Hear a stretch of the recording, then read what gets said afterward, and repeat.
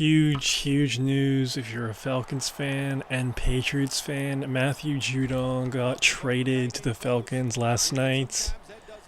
Four-time Pro Bowler, and they're only exchanging a third-round pick for him. That's pretty crazy, man. Matthew Judon is a pretty elite player.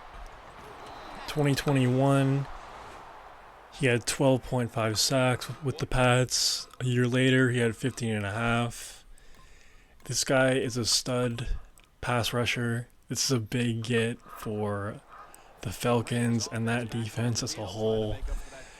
You gotta love it if you're a Falcons fan. Obviously, last year was a complete disaster when they had an opportunity to really win the NFC South and to make the playoffs, and they blundered it with Desmond Ridder and company. So you gotta love it adding Kirk Cousins. Say what you want about the Michael Penix draft pick, but getting Matthew Judon, Raheem Morris too, man, they're going for it. They're going all in. I really think this is just going to be such a good fit. Raheem Morris is going to have a ton of fun with this guy. And I think the Falcons defense is going to be really legit, man. It's going to be really legit. If they could just have that offense competent with Kirk Cousins. And, you know, for all the naysayers about Kirk Cousins, if his health is bad, if he looks like a completely different player after coming off his torn Achilles, well, that's why you invested in Michael Penix with that controversial draft pick, you know? I don't know. Like, we'll see what happens, man, but things can flip on a dime in life and in the NFL, and I feel like we just witnessed one of those moments. I feel like the Falcons are here to win the NFC South, and I don't think anyone's really going to stop them. I mean, it's going to be between them and the Bucs for sure. I'd be shocked if the Saints were in the mix late in the year. I'm sure maybe in the beginning it'll be quite competitive, quote unquote, but I really think it's going to come down to the Falcons and the Bucs, and honestly, on paper, in my opinion, I feel like the Falcons definitely have a better roster than the Bucs right now. Just all eyes on Kirk Cousins in that offense, because that defense, it's going to be legit this year. It's going to be really legit. And by the way, Justin Simmons also recently had a visit with the Falcons as well. To pair him with Jesse Bates, man, you're cooking something good down in Atlanta if you could get Justin Simmons too. Definitely a playoff team in my opinion, if they get him too. It'd be kind of crazy. Very exciting times in Atlanta regardless. But yeah, the reason why Matthew Judon got moved, obviously he's in his last year in his contract, wants a new one. The disputes with New England have been very public the last month, with video of him and Mayo getting into it on the sideline and him being public with his contract negotiations going in a negative sort of fashion.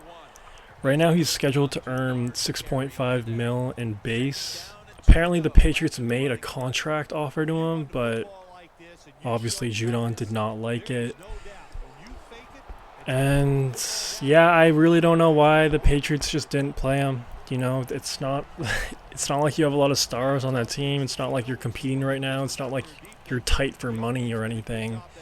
You know, especially when you're having a new head coach in the system, trying to be the successor for the greatest head coach of all time. You would think you would want to establish a foundation of at least like a core of solid players. And I feel like Matthew Judon fits that description to a T. Just real stunner here. And again, to only give up a third to acquire him, you would think at least a second. Like, come on. But a third isn't nothing, but I don't know.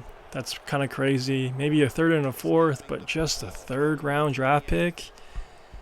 Man. You're telling me no one in the NFL offered the Patriots a better offer than that? I mean, come on. I feel like every team should have offered the Pats a third round draft pick, but crazy times. Let me know what y'all think about this acquisition. I think it's a great one. I think the Falcons are going to come and play hard this year, man. with one intention in mind, to win the NFC South and get back in the playoffs. Like I said, it's kind of like a under the radar thing, but having Raheem Morris, a defensive coordinator, as your head coach, you know the defense is going to come ready, prepared. It's just all on Kirk Cousins and that offense, man. If they could just be serviceable, I think the NFC South is the Falcons. I actually just saw this right now, but apparently the Falcons beat out the Bears to acquire Matthew Judon. That would have been absolutely crazy if the Bears acquired Matt Judon.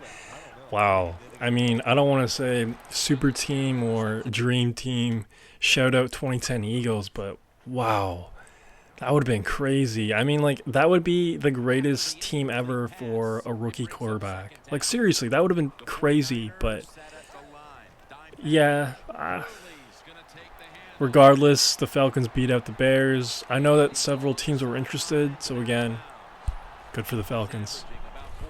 Now on the flip side of this, the Patriots, man.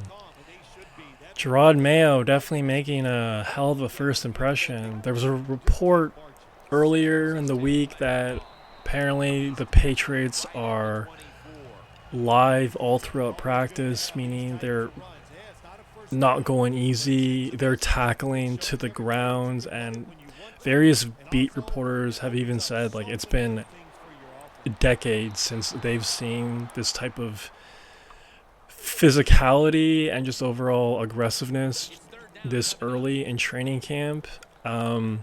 Obviously not very player friendly.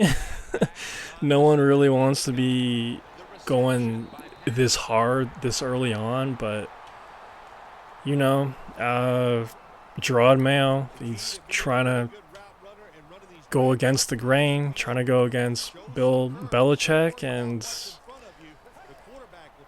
you know, they're doing things his way, and it's just I know the players aren't too happy about that. And again, your first impression, you haven't even coached a regular season game yet, and you're trading arguably the best player on your team. It's just really confusing behavior. Who knows? Maybe he's a mastermind. Maybe the Patriots will end up shocking a lot of people this year and be slightly competitive. But man, beginning of the offseason, I was cautiously optimistic of the Patriots. Like, oh no, man, like they're a 6-win team, they're a 5-win team, maybe a 7-win team. Man, I know betting NFL futures is a trend right now, so if you're interested in betting on the under total wins with the Patriots, I would definitely take that. It's clearly a tanking year, a developing year, and I don't know what kind of message that sends when you trade your best player when you could have easily paid him.